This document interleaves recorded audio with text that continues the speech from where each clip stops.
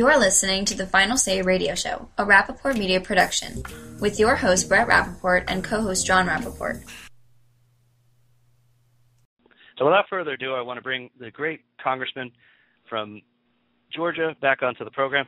Congressman Broun, it's a pleasure to have you back on the Final Say Radio program. Welcome. Thanks, Brett. It's always a pleasure and a blessing to be with you. Thank you for all you do. And by the way, I did notice that you got a 100% ranking from the ACU for your love of the Constitution. And, of course, on the program here, we love that. Well, thank you so much. In fact, unfortunately, there aren't enough of us that here in Congress that believe in the original intent of the Constitution, but I do, and that's how I vote. It's one of four questions that I ask myself about all legislation. They all have to be yes for me to vote yes. The first one is it right? The second one, is it constitutional according to the original intent? The third, do we need it? And the fourth, can we afford it? And if all four yes, I vote yes. So that's how I work, and we'll continue to do so as long as Georgians continue to send me to Washington. No, that's just right, and I appreciate the fact that that's the process that you use. I only wish more would follow. Congressman. Me too. We wouldn't be facing all these issues like sequestration. We wouldn't be facing uncontrolled spending that both parties have been doing. We wouldn't be facing this huge debt that is totally unsustainable. Those are the things I've been fighting ever since I've been up here in Washington, and we'll continue to be in the trenches to work to try to get this country back on the right course financially. We've got to do it. It's already killing jobs. It's crushing our economy, and it's just something that we've got to do, and we've got to do it right away.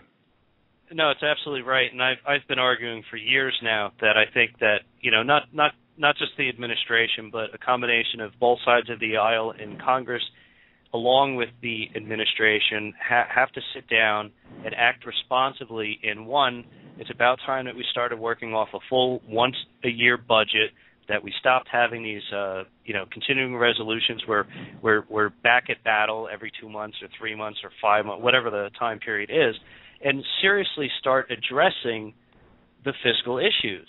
And I honestly, I think it's become so politicized. And like I mentioned before you came on, it's as if it has to be a crisis for anything to ever happen. You're exactly right, Brett. In fact, what we need to be doing here in Washington is doing what families do, and that's sit down on the kitchen table and trying to work out a budget that makes sense for America, and that's exactly what we should be focusing upon. But the problem that I see with that is that this administration and Harry Reid have blocked everything. They've been the obstructionists in blocking everything that we've done here in the House.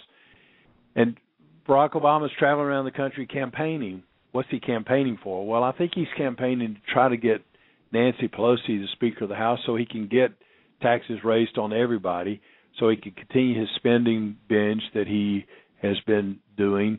And that's his whole purpose of what he seems to be doing in all these campaign trips that he's making all over this country, instead of trying to figure out what's best for America. We need to start looking at hardworking taxpayers in America and finding out how we can promote a good economy and create more jobs, good-paying jobs, high-paying jobs that make sense. And that's what I've been doing. I do work with people across the aisle on many issues where I can, but it seems like Barack Obama just wants to raise taxes so he can spend more money. We should not raise taxes on anybody. We should not be raising taxes. We should be raising taxpayers. And the way we do that is by creating a stronger economy and start creating jobs, bring manufacturing jobs back here to this country by getting the tax burden and regulatory burden off of job creators. And the president's policies are just totally opposite of that. And it makes it very difficult to work with people like Harry Reid and Barack Obama. No, I think there has to be good faith in any kind of negotiation, and you actually have to be willing to negotiate something. True. Now, I'm glad that, I'm not glad the way the sequester cuts went into effect, but I'm glad that they did go into effect, and it seems that the party, the Republicans actually united, at the last minute to allow that to happen. Now, as Speaker Boehner is, the leader, and you guys are working on this next budget deal, he has stated that, and I know you agree, that no more revenues are on the table, But do you think that the party itself will stay united in that quest? And do you think it's possible to be able to negotiate a deal with this administration, with the other members of the Democratic caucus, to accomplish that goal without, the, of course, threat or crisis that they're going to mention of the government shutdown? I sure hope that we will hold the course. Let me give you some statistics. For this fiscal year, 2013, Barack Obama has raised taxes by $149 billion. Sequestration cuts out $85 billion, but that's not out of real spending. We're actually going to spend more money this year than we spent last year, even with the sequestration, the $85 billion in cuts. There are cuts in the increases. We're broke as a nation. We've got to stop this totally irresponsible, irrational spending that both parties have been doing here in Washington. And what Barack Obama has been doing is pushing us to the crisis point to try to put in place his policies of more spending and higher taxes. That's all he's been doing. And what we have seen over and over again is that about half the Republicans have been willing to vote with most of the Democrats to give Barack Obama the policies that he wants. So I hope we hold tight on this. I hope that John Boehner won't just cash in the process. But you mentioned something about just a moment ago about negotiating in good faith, and Barack Obama has not been doing that. He's traveling around the country campaigning. He doesn't negotiate with anybody. He says it's my way or no way. And the thing is, it appears to me that what he's trying to do is just increase taxes so he can increase spending and grow the size and scope of government. It's just totally unsustainable, and the American people need to tell members of Congress and tell the president, stop, no more. We need to stop spending. We need to make real cuts. For instance, I want to cut out totally the Department of Education. It's over $68 billion. The average salary of the bureaucrats in the Department of Education is over $102,000 a year. Most of those people, if any of them, have never taught a person how to read or write or do math. Let's cut that Department of Education out, send the money back to the states. Let's pay our teachers more. Let's have a strong educational system instead of destroying it like we're doing today. And then let's go to the EPA and then other parts of the administration where the states can actually handle those issues. What is happening is crushing jobs and crushing our economy.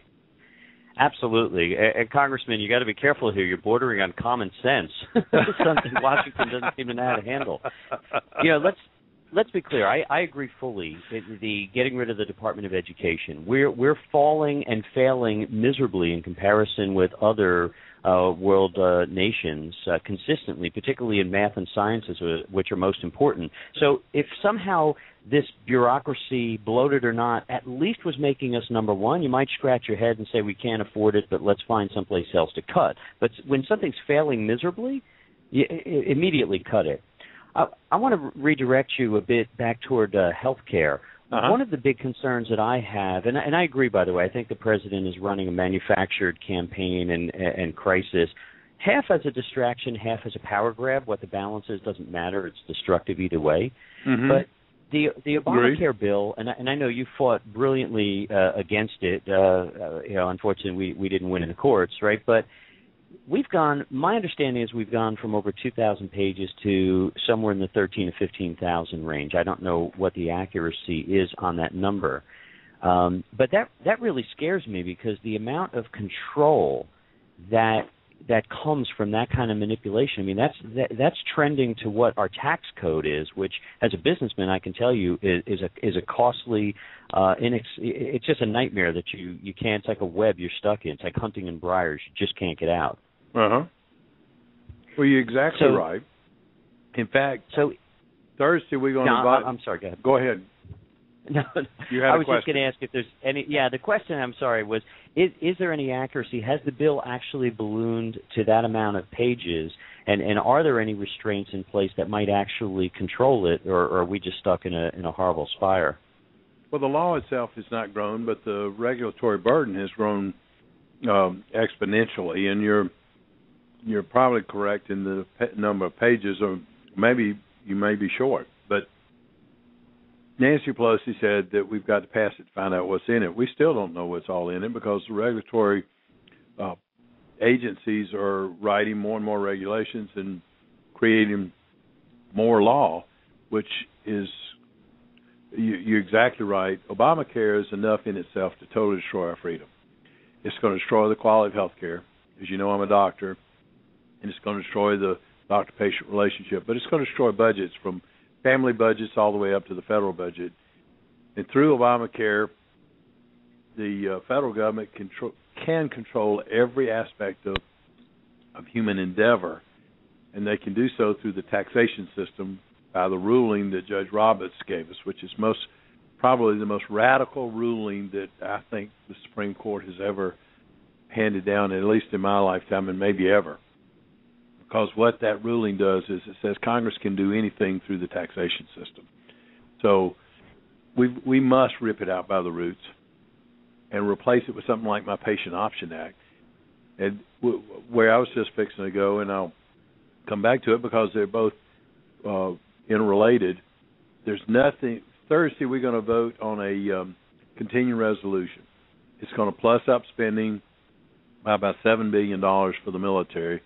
I'm in the military. I'm in the Navy Reserve, and as an original intent constitutionalist, a strong military is absolutely critical for the safety of our country. Plus, it's one of the few constitutional things that the federal government is supposed to be doing. We've cut our military into muscle and bone. We've got to spend more money on the military, but the thing about this continuing resolution, it really doesn't solve the problems for the military, but it does not do anything about Obamacare. And if we don't rip Obamacare out by the roots, military nor anything else in this country is going to have the money to continue to be strong. So we've got to focus on Obamacare. It's absolutely the greatest Achilles heel that the American economy has. If we don't get rid of it and get rid of it in this Congress, it's going to destroy America. So that's the reason that I've been very vocal about we must repeal Obamacare and replace it with something like my Patient Option Act. Well, Congressman, I would love, and for this purpose, I'm actually going to refer to you as Dr. Brown because I think that's actually the more prestigious title when you take an oath to actually save lives. I agree. It's one I prefer, actually, too. Yeah. Well, that one you will definitely hold. Well, let's put it this way: nobody can take that dignity away from you. I'd like you to talk briefly about what you're trying to accomplish with your comprehensive reform, because from what I've read, I really like it. But I also want to make a quick suggestion. I think a great tactic to use against the current administration, they've worked so hard to talk about women's rights and women's rights to choose and how Republicans are so anti-women because we're against women's rights or control over a woman's body. But when you look at the depth of the legislation within Obamacare and all the supplementary, bills and regulations that come out of that, I couldn't possibly think of anything that would take more control away from women and men over their own bodies and the bodies of their children, born or unborn, their elderly parents, et cetera. You're exactly correct in that way you've looked at the bill and your way of approaching it, because it does totally take the decision-making process away from patients and puts it in the hands of the federal government, the hands of some federal bureaucrat. We're going to have rationing of care. If you're young and extremely sick, you're not going to get the care. If you're old and sick, you're not going to get the care. It's going to be okay to help us pay for pap smears and mammograms and sore throats and just common illnesses. But if you really have some severe illness, if you're elderly or if you're real young and it's going to be costly, the federal government's going to say, I'm sorry, you just go die. So the solution is lowering the cost of insurance, lowering the cost of all health care so that people can afford it. And that's what my Patient Option Act does. It makes it affordable for everybody. So it's will totally change the dynamics of healthcare financing. My bill puts patients and their doctors in charge of all healthcare decisions if they want to. If they want to stay in their standard insurance policy that they have today, then that's their choice. They can make all decisions and take control of their bodies. They can take control of their medical decisions instead of having some bureaucrat make those decisions for them. And your assessment of the bill is exactly correct. It's going to take away all choice and control by everybody. Congressman, we just have a few minutes left in the program, but I just want to ask you one quick question before we let you go. Sure, Brad. And that is, as you guys are negotiating for this continued resolution, is it possible in any way to try to attach, I'm not the entire Affordable Care Act, but certainly larger portions of it to try to start getting rid of it? Absolutely. We could do that very easily, and we could put that into the continuing resolution, but our leadership has decided not to do that. The leadership has just decided apparently not to deal with this issue at all. And the way that will change is if enough people all across this country will contact their senators, contact their congressmen, and say, we want Obamacare repealed, and we want it repealed now. Every opportunity that you have, do so. And we can actually change the course of this vote on Thursday, just 2 days from now, if enough of your callers would start calling their congressmen, enough of your listeners would call their congressmen, call their senators, and say, we've got to repeal Obamacare now, put that in this continuing resolution and in every budget bill, and continue doing it over and over again. And not only get our listeners to do that, but if the listeners will also contact their family, their friends, everybody within their sphere of influence, and enlist them into an army all across this nation to demand from our elected representatives that we repeal Obamacare, if enough people do so, we can make it happen. I can't make that happen in Washington. I'm working on it, trying to do it. Others of us are also, but it's going to be we, the people all across this country, can make that happen by calling their congressman today and tomorrow and getting their family and friends and everybody within their sphere of influence to do the same thing. It's absolutely critical that we repeal Obamacare, get rid of it in its entirety. There's nothing good about it, nothing whatsoever good about it. It's a disaster. It's a destroyer, and it's going to destroy our freedom if we don't get rid of it. And I agree with you 100%. Well, Congressman Paul Broun from the great state of Georgia, the 10th District, thank you so much for joining us here. We look forward to having you back soon, and we will certainly use this radio program and social media to help encourage those calls. Thank you so much, Brad. And that's the critical thing for the American people. We, the people all across this country, start to demand a constitutional limited government from our elected representatives. And I invite our listeners to go on my website, Broun, B-R-O-U-N. It's Brown with a U instead of a W, BROUN.house.gov. There's a link there to my Facebook page as well as my Twitter account, and I invite people to be friends on Facebook and follow me on Twitter.